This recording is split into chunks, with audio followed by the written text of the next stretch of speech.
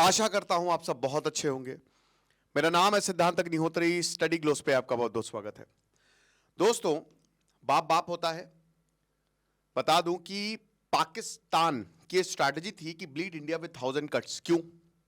इसलिए क्योंकि जब 1971 वॉर होता है, ऐसा इतिहास में पहली बार हुआ कि किसी देश ने इतनी जल्दी वॉर खत्म कर दी और एक दूसरा देश बना दिया। देखिए, पाकिस्तान की आर्मी कोई एरी गैरी नहीं थी, स्ट्रांग आर्मी थी। पूरी दुनिया का सपोर्ट पाकिस्तान को था। अमेरिका ने तो यूएसएस एंटरप्राइज भेज दिया। अमेरिका ने भारत के ऊपर न्यूक्लियर हमला करने की पूरी तैयारी कर ली थी। सोवियत आया। पूरी दुनिया के सपोर्ट के बावजूद अमेरिका हार गया और पाकिस्तान हार गया।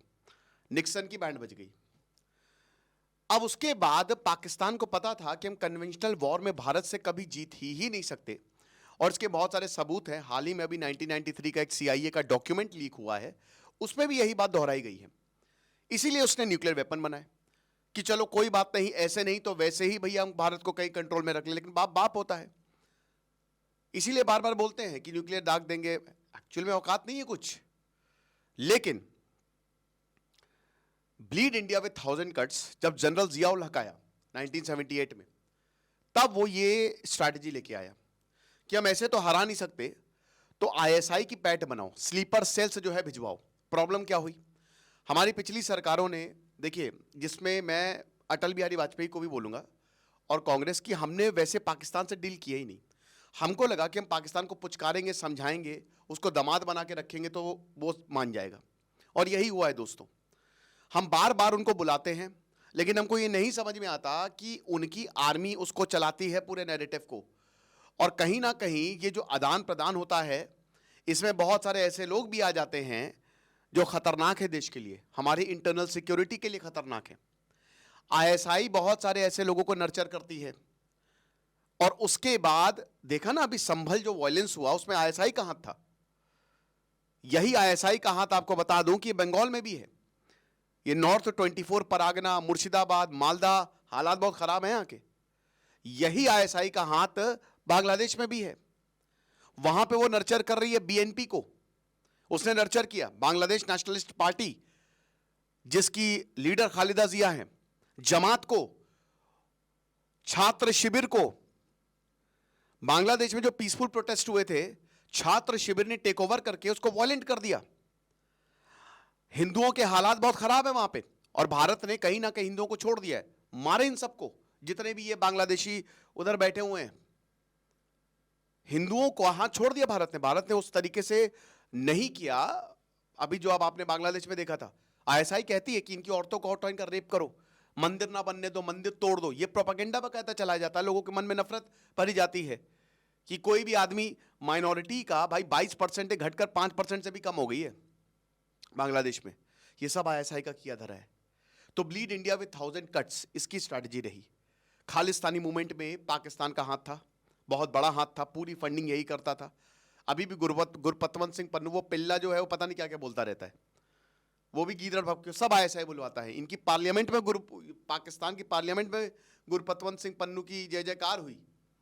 कल बोला था ना इनके एक नेता ने, जो थी वो कह रही थी कि अयोध्या जो है, हम बाबरी मस्जिद में हम दोबारा बनाएंगे, और पहली जो ईंट है वो आसिम मुनीर रखेगा। ये ऐसी बात है, मारे जाएंगे सब, आप चिंता मत करिए। पाकिस्तान का इस समय अस्तित्व ही खतरे में है, और इस अस्तित्व को मिटाने में भारत की बहुत जबरदस्त स्ट्रैटेजी है। जिस स्ट्रैटेजी के तहत वो भारत को मारना चाह रहा था, वो तो खत्म हो गई। भारत और यूनाइट हो गया। ब्लीड इंडिया विद 1000 कट्स कुछ नहीं मिला, पाकिस्तान बर्बाद हो गया, क्योंकि पाकिस्तान समझ ही नहीं पाया भारत को। तुम तो हमारे साथ थे, तुमको तो समझना चाहिए था। और अब वही स्ट्रैटेजी का यूज करके हम पाकिस्तान को बर्बाद कर सकते हैं। बताता हूं कैसे। सबसे पहले तो हम बता दें कि superior man's way, how to control your emotions की क्लास अगली है, तो ये कोर्स को अवेल करें। 300 रुपए का कोर्स है, आपको बहुत ज्यादा फायदा होगा। तो आपको पता है कि भारत से जीत नहीं सकता। 1947 में, 1947 में वॉर लड़ी, पाकिस्तान ने हारा। 1965 में वॉर लड़ी, पाकिस्तान में हारा। 1971 में वॉर लड़ी, हारा। 1998 में वॉर लड़ी, हारा। सारे वॉर हारे, और उसके बाद छुटपुट जितनी भी घटनाएं हैं, इसी बीच में 1984 सियाचिन में लड़ाई लड़ी, हारा। तो वो नहीं जीत सकता कन्वेंशनल वॉर में, ठीक है ना। न्यूक्लियर स्टेट बनने के बाद पाकिस्तान ने डायरेक्टली वॉर कभी नहीं किया भारत के साथ। उसको पता है कि बहुत बड़ी प्रॉब्लम हो सकती है। है ना। और इतनी हार के बाद मुझे समझ में नहीं आता कि ये जो मिलिट्री है ये बिल्ले काहे के, ये सब तो हारे हैं, ये बिल्ले काहे के लगा के घूमते हैं बस लोगों का ब्रेन वॉश करने के लिए, राइट। और आपको बता दूं कि ये आतंकवाद और ये जो आतंकवादी संगठन है ना, प्लस आर्मी, इनका नेक्सस है। लश्कर तैयबा जो है वो आर्मी को अपने आतंकवादी देता है, उसकी यूनिफॉर्म पहन के वो काम करते हैं। हमारे यहां एक आर्मी में स्ट्रक्चर है, आप सीडीएस निकालिए, एनडीए निकालिए, army never compromises, it takes best of the best. मैंने दोस्तों 2-3 बार एसएसबी दिए, मेरा नहीं क्लियर हुआ, है ना। एक बार तो स्क्रीन आउट हो गया था, मैं भगावा दिया था, मुझे स्क्रीन आउट पहली रिटर्न जब गए तो फिर नहीं होता है भाई। मेरा एक दोस्त है, उसने 16-17 बार एसएसबी दिए और he was topper through out, 90% ऊपर, बहुत जबरदस्त मैच। उस तक को उसका भी सिलेक्शन नहीं हुआ, 17वीं बार में उसका सिलेक्शन हुआ है। तो आर्मी नेवर कॉम्प्रोमाइजेस। हमारी आर्मी के पास दिमाग है, वो बिना वॉर के तुम्हारी बैंड बजा देंगे, क्योंकि सिलेक्शन प्रोसेस इतना बढ़िया है ना। एक डॉक्यूमेंट्री है बहुत अच्छी नेट जियो पे कि किस तरीके से ये कांच है, कांच, और उसको हीरे बना देते हैं जब आई में ये लोग जाते हैं, जो हमारे कैडेट्स हैं। तो ये है, पाकिस्तान में आर्मी में ऐसा कुछ नहीं है। पाकिस्तान की आर्मी में चापलूसी चलती है, चाटुकारिता चलती है, वहां पे कोई ऐसा हायरार्की स्ट्रक्चर नहीं है ना। ज्यादातर वहां के जो प्रोडक्ट हैं वो मदरसे के प्रोडक्ट, और वहां के मदरसों में, पाकिस्तान के मदरसों में नफरत फैलाई जाती है। बचपन से ही बच्चों का ब्रेन वॉश किया जाता है। आपने वो वीडियो जरूर देखा होगा, पाकिस्तान स्कूल में, वहां पे छोटे छोटे बच्चे कह रहे हैं आई वांट टू, मैं, याद है ना, कि मैं भारत को मारना चाहता हूं। ये इस तरीके की बातें वहां पे सिखाई जा रही है, नफरत फैलाई जा रही है। ये हिसाब किताब है, बचपन से ब्रेन वॉश किया जाता है।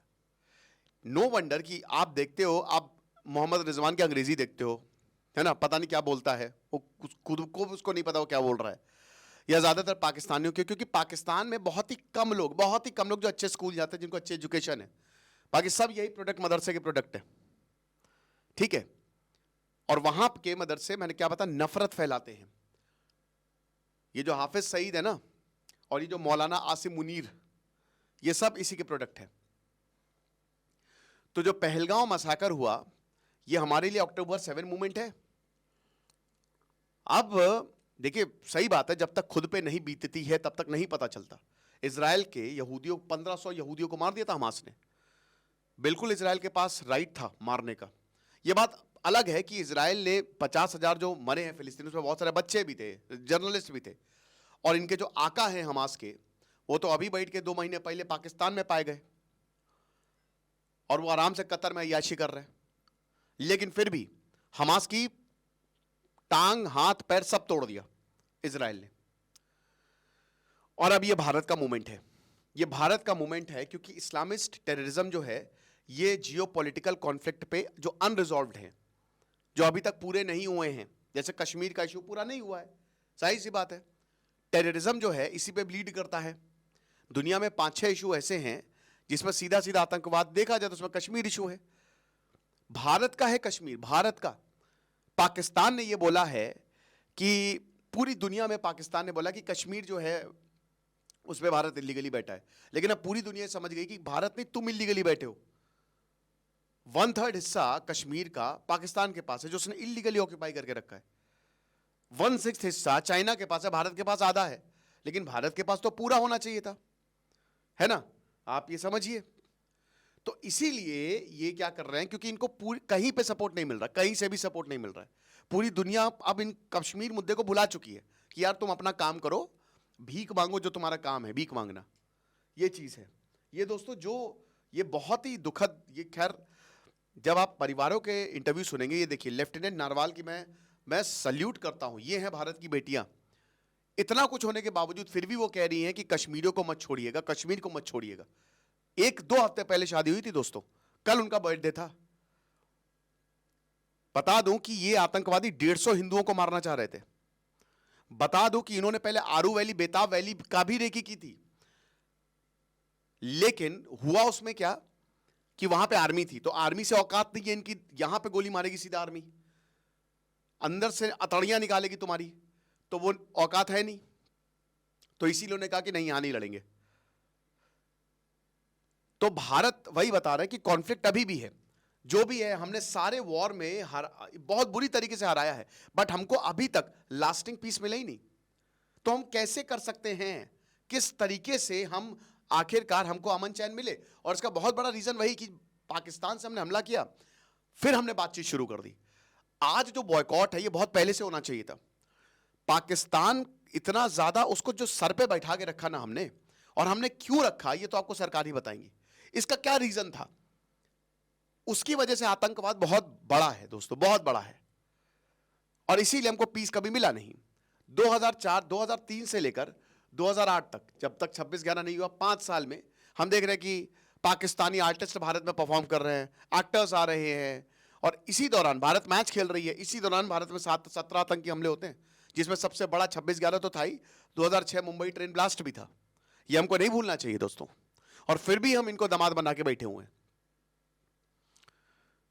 तो पाकिस्तान आर्मी जो है, आपको बता दूं कि वो हार नहीं मानेगी। उसको पता है कि पाकिस्तान आर्मी जो है वो स्टेट को सर्व नहीं करती है।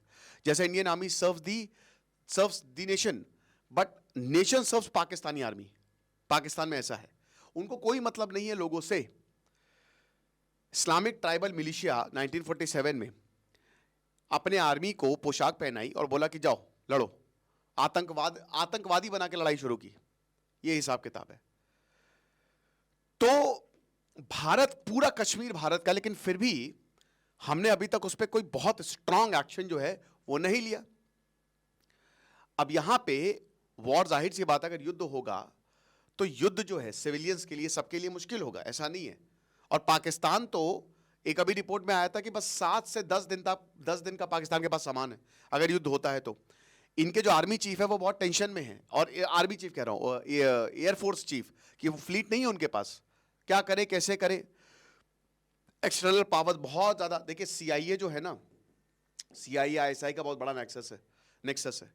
ये जो आपको लगता है ना, दिखता है कि अमेरिका भारत के साथ है, ये सब CIA ISI ये एक दूसरे से मिले हुए हैं, दोगला देश है अमेरिका। आप इनके ऊपर भरोसा नहीं कर सकते। पाकिस्तान का पूरा न्यूक्लियर प्रोग्राम अमेरिका और चाइना ने बनवाया है, समझ रहे हैं, पूरा, क्योंकि भारत को चेक में रखा जा सके। ये चाइना को चेक में रखने के लिए भारत का यूज करते हैं, और भारत को चेक में रखने के लिए पाकिस्तान का यूज करते हैं। ये नहीं चाहते कि इनसे ऊपर कोई निकले। तो ये सब अमेरिका की बड़ी साजिश है। लेकिन अच्छी बात ये कि अभी अमेरिका हमारे साथ, प्रेजेंट में हमारे साथ खड़ा हुआ है। आज ही उनका स्टेटमेंट आया कि भारत बिल्कुल अपने आप को डिफेंड करे, राइट टू डिफेंड इटसेल्फ। समझ रहे हो, ये चीज है। और पाकिस्तानी आर्मी को खूब पैसे मिलते हैं, इनके जनरल्स, बहुत कम सैलरी होती है, लेकिन आप देखेंगे कि इनके जो लोग, बच्चे हैं, खूब बाहर पढ़ रहे हैं, और ये खुद जो है, इनके बड़े बड़े बिजनेस हैं, जमीन जो है इन्होंने हथियार रखी है, अरबों खरबों रुपए कहां से कमा रहे हैं, ये चीज है। आर्मी जो है, ये मैंने बता ही दिया कि कुछ नहीं। अब देखिए, अपराइजिंग हुई, ऐसा नहीं है। इमरान खान ने लोगों को, पहली बार ऐसा हुआ कि आर्मी के खिलाफ लोग जो है वो खड़े हो गए, रावलपिंडी कोर कमांडर हेडक्वार्टर्स में घुस गए, लेकिन आर्मी ने फिर सबको सजा दी। लेकिन ये बहुत बड़ा डर था कि यार कहीं ऐसा ना हो जाए। अब इस समय अगर बात करते हैं तो पाकिस्तान के हालात बहुत ही ज्यादा खराब है। पाकिस्तान अपनी आधी टेरिटरी लूज कर देगा। बलूचिस्तान गया, आधी से ज्यादा, 60% टेरिटरी। खैबर पख्तूनवा भी इनके हाथ से जा सकता है। ठीक है, हम पूछते ना कि वे आउट क्या है, हम पूछते हैं कि आखिरकार भारत कर क्या सकता है, कि अपीजमेंट हो रहा है, और सबसे बड़ी बात, पाकिस्तान क्या कर सकता है। पाकिस्तान को अगर अपनी टेरिटरी बचानी है तो उसको रिलीजियस एक्सट्रीमिज्म को खत्म करना पड़ेगा। इनके यहां बाकायदा आपको बता दो कि एक पूरी इस्लामिक कमेटी है जो देखती है कि जो लॉ आ रहा है और जो रिक्रूटमेंट हो रहा है आर्मी में, वो इस्लाम के तहत हो रहा है कि नहीं। टेररिज्म को रोकना पड़ेगा, और अब उसको रियलिटी समझनी पड़ेगी।